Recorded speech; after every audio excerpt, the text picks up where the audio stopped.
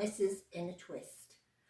This is the first time we've done this, so you'll have to bear with us. Yeah, we decided to call ourselves Knitters in a Twist because we always go wrong, don't we? Yes. And well, I do.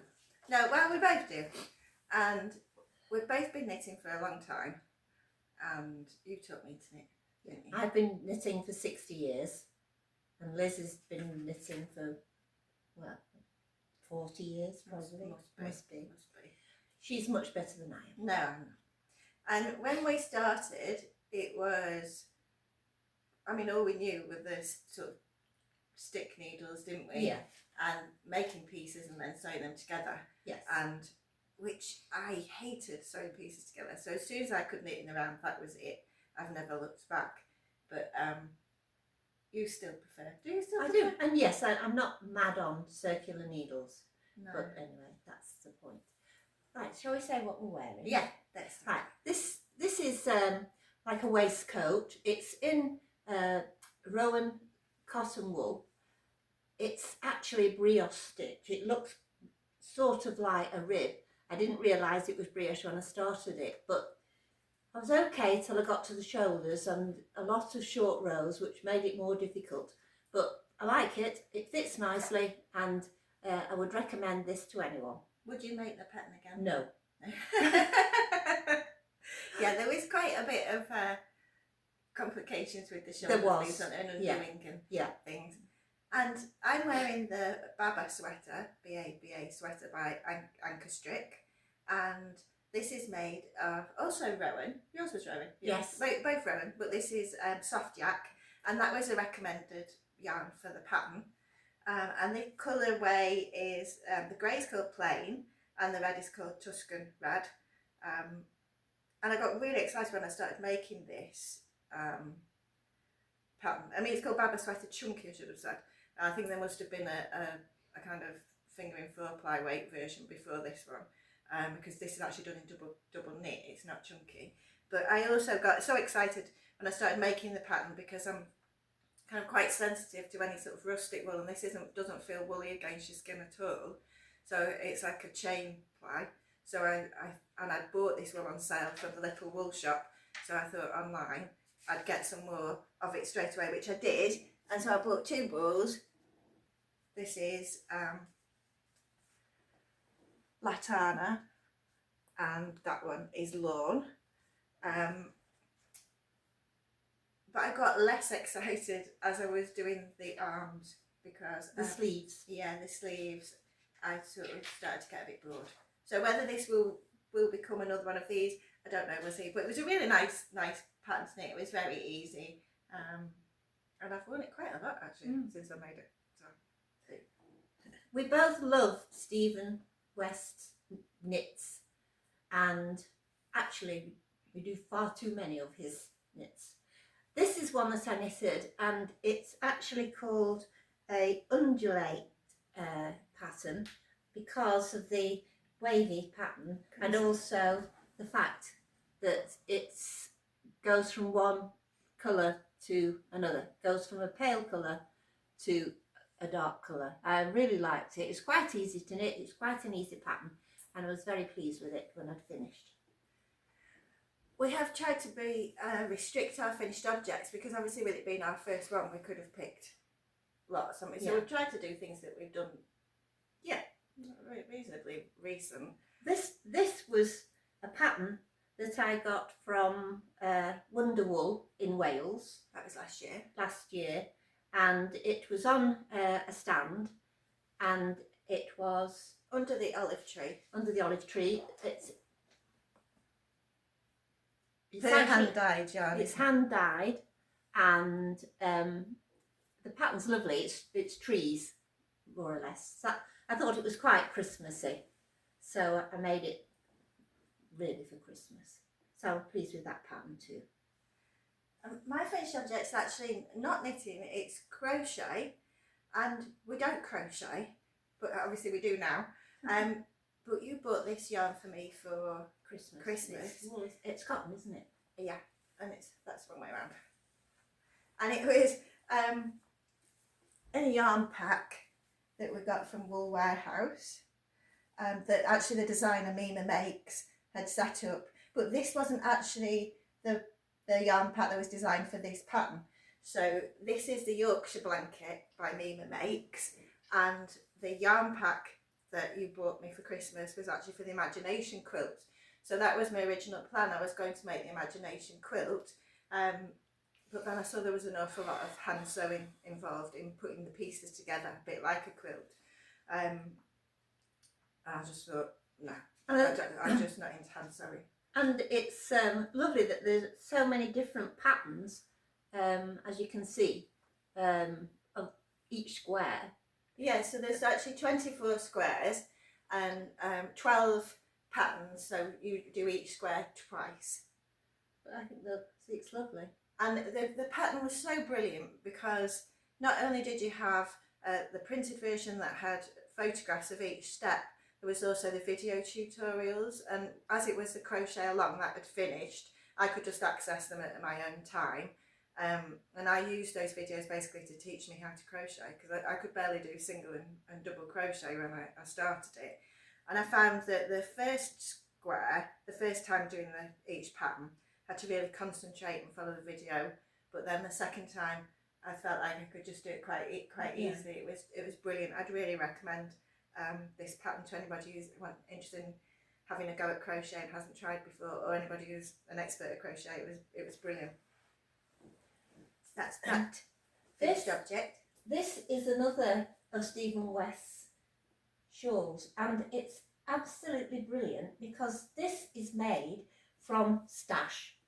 Any bits of wool that I had at the time, I've done a few of these because just you use up your stash. You start in the middle and it's on 3 circular needles, which sounds a bit daunting, but it isn't. It's a very easy pattern. And the best of it is you can do it as big as you like or small as you like. And it means that you can use up all those bits of wool that are hanging around the house.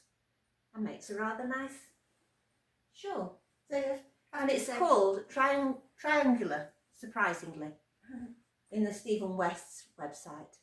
So we both think Stephen West is a genius. Oh God, yes. And I mean, you've gone from just barely using circular needle to Yeah, using 3 here. 3, yes. It was a bit of a challenge, but it was quite easy once I started. And I'm currently doing these glow along mohair mobile shawl, which is the sort of mystery knit along that's happening at the moment. And so I'm not going to show that because I don't want to spoil it for anybody who's doing it. Good idea. But we kind of for the last few years we've done the mystery knit along shawl in October. In October, and enjoyed it, and they're absolutely beautiful when they're finished. In fact, we've seen them at numerous yarn shows. People have made them and in all different colours. Yeah, they're really lovely. we always find them a challenge, don't we? We always learn something different. Yeah, and lots of. Sorry. It sort of pushes us, doesn't it? Yeah, definitely. Right. So, what are we doing next? Are we? I've still got another finished object. Oh, sorry. Carry on. Which is these. Oh yes. Sheep Festival socks, and these were out of Summer Lee's sock obsession book, and I've seen this a lot on the internet and on YouTube, and this is the reason why I suddenly decided to have yet another go at sock knitting. I do have second sock syndrome, and so in the past I've given up on knitting socks because I do tend to do that, and unfortunately I have 2 examples here of where I have only just done one of each of the pair of socks. So this was again out of the same book. This is Summer Lee's Lobstah sock, which I really enjoyed doing the one, but then the thought of starting it again, thought I'll have a go at that later. And this was the Summer Shorty sock, again by Summer Lee, but not in this book. This is from a hand-dyed yarn. It's really lovely colours, and it's by Fox and Squirrel Creations. I've got the hand-dyed. I tend to buy the hand-dyed and then put them in the stash and try and find a really lovely pattern for them, and sometimes they don't get used for years because I'm trying to find just that right pattern. I did see though, I am going to persist with these socks because I saw a fantastic podcast with Eleanor from Cozy Books and Knits, And yes, that's right. And she had an absolute genius way of getting over the second sock syndrome, and that was by knitting 2 at a time, but not on the same needle, because that always seemed a bit daunting to me. You know, I thought I'd get all knotted together, but actually then she'd just do the cuff of one and the cuff of the other, and then the kind of heel of one and the heel of the other, and so on, and do it each section, but on both. So you kind of practically all you've got to do is the second toe rather than a whole second sock. So I'm going to give that a go the next time I do socks. So that was complete genius. Okay, that was my. So my next project, I've not started it yet, is a pattern by Martin Storey, and it's called Crest, and it's done on circular needles, so that's a bit of a challenge for me. And this is the cotton, Rowan Summer Light cotton that I'm using. What colour is that? It's Is it coral? It's coral. I think it's pale coral. It's, I think, yeah, pale coral. Yes. What are you doing at the moment? Well, I haven't made any acquisitions as such, other than I did buy these sock blockers from the Knit Pro ones.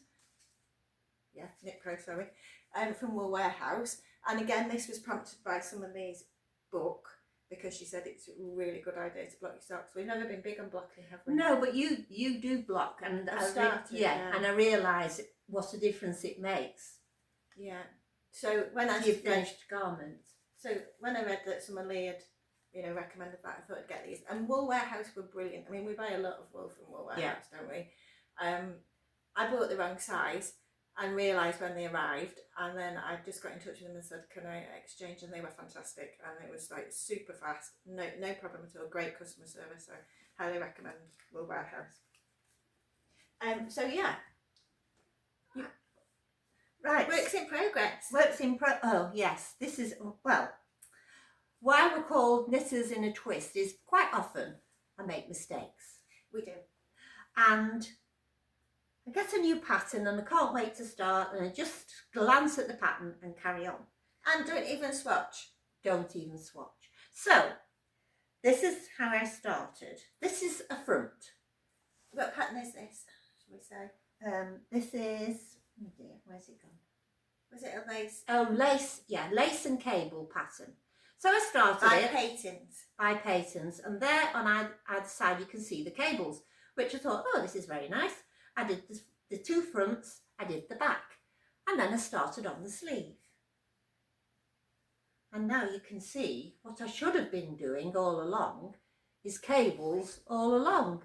So every column should have had a cable in, not just the ones on the outside.